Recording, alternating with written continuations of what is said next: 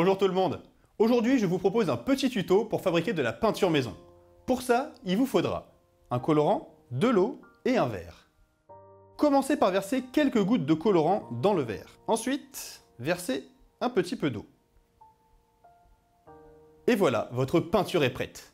Vous pouvez maintenant l'appliquer sur n'importe quelle surface. Je prends un pinceau, je prends ici un petit cadre en bois que j'avais préparé, je l'applique sur le bois. Bon, sur un œuf en plastique. Sur un œuf en plastique, ça va bien marcher. Donc pareil, on reprend un peu de peinture, tac, on le met sur l'œuf. Sur une boule de polystyrène peut-être? Mais ça marche pas du tout. Pourquoi ça marche pas? Faudrait que je demande à un spécialiste.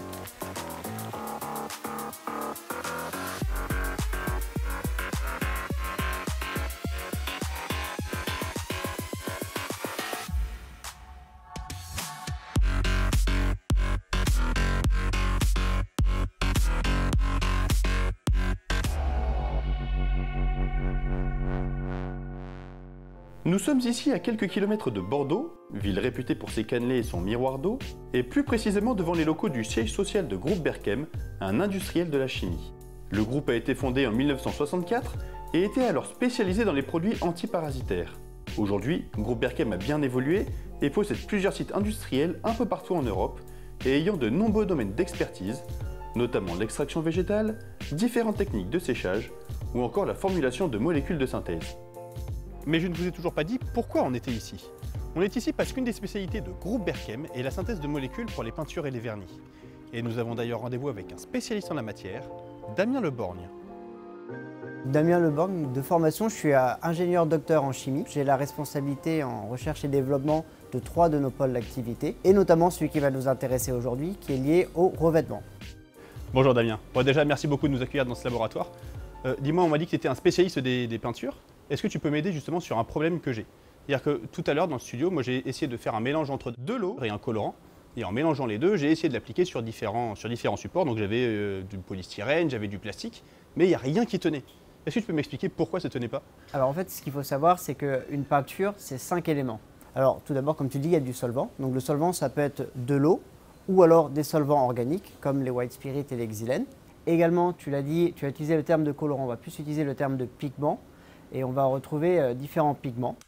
Excusez-moi, je me permets d'interrompre cette magnifique interview pour vous apporter un petit complément. Damien vient de faire à l'instant la distinction entre pigment et colorant. Et à juste titre. En général, quand on parle de pigment et de colorant, dans la vie de tous les jours, on parle un petit peu de la même chose.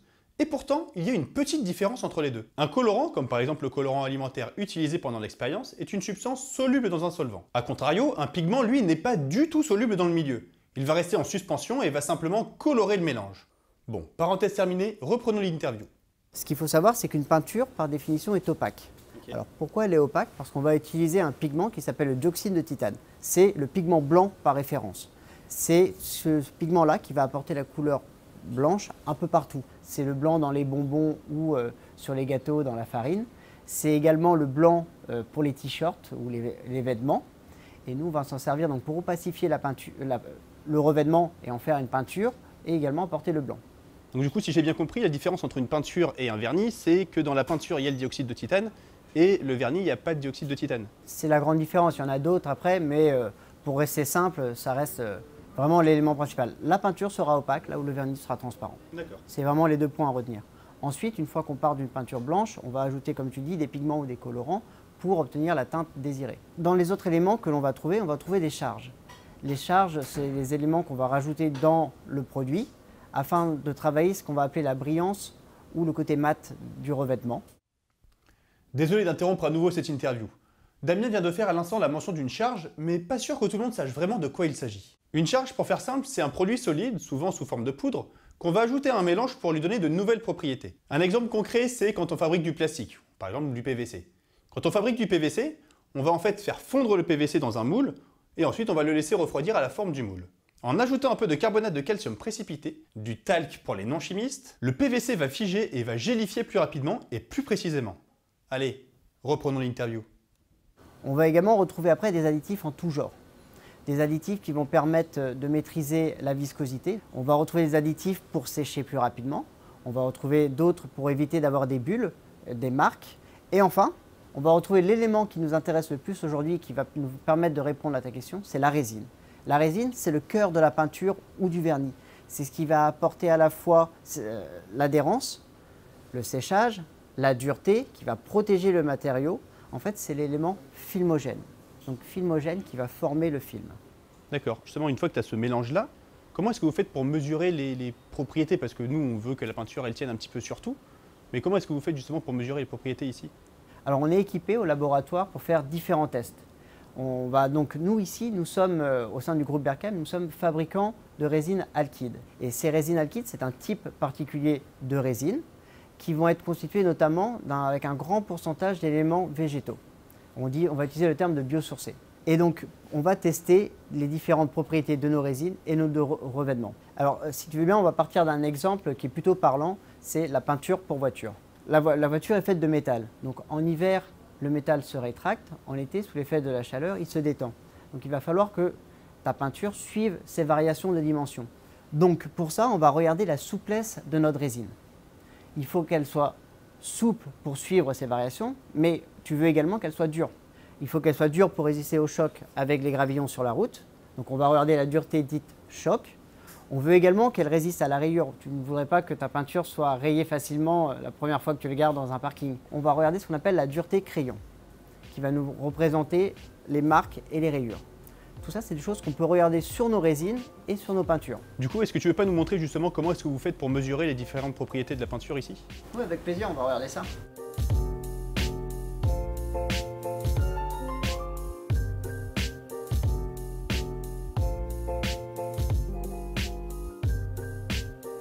La première propriété que l'on va regarder pour nous, et la plus importante, ça va être le séchage. Donc comme je t'ai montré juste avant, on applique un film de peinture et une fois qu'on a ce film, on va regarder comment il sèche. On va rester pratique aujourd'hui, on va partir sur des concepts très simples. Ce qui est important pour un peintre dans une pièce quand il va peindre, c'est de savoir à quel moment il va pouvoir ouvrir la fenêtre pour que ça sèche plus rapidement et donc à partir de quel moment aucune poussière ne va se déposer sur son film. Pour cela, on va venir déposer du sable sur le revêtement et regarder s'il reste accroché ou pas. Comme tu peux le voir là, on a encore des marques de sable adhérées.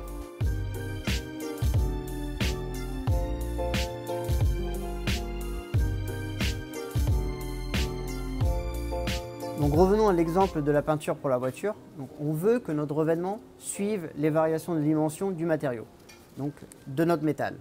Ici, on a l'exemple d'une peinture appliquée sur métal.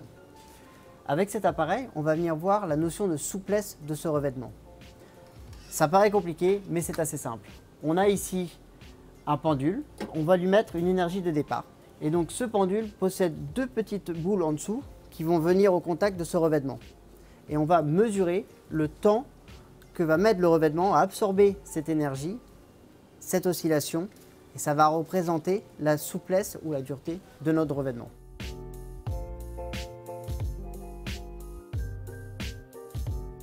Bon, déjà, merci beaucoup Damien d'avoir pris le temps de répondre à nos questions et justement de nous montrer ces différentes machines.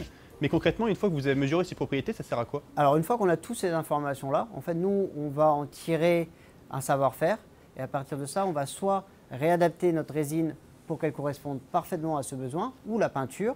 Et une fois qu'on a toutes ces informations, donc évidemment comme tu l'as fait avec les différents supports, on ne va pas avoir les mêmes propriétés en fonction de si c'est de l'aluminium, du verre ou autre. Et donc on adapte tout ça pour répondre aux besoins de nos clients. Merci encore en tout cas Damien, merci pour tout ça. C'était un plaisir. Bonne journée. Merci. À bientôt. Au revoir. Bon, c'était intense et vraiment instructif.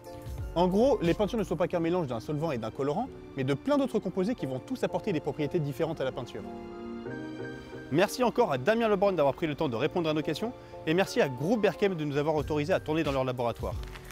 Merci aussi à vous d'avoir regardé la vidéo jusqu'au bout. Si elle vous a plu, n'hésitez pas à la pousser et à vous enchaîner. À la prochaine!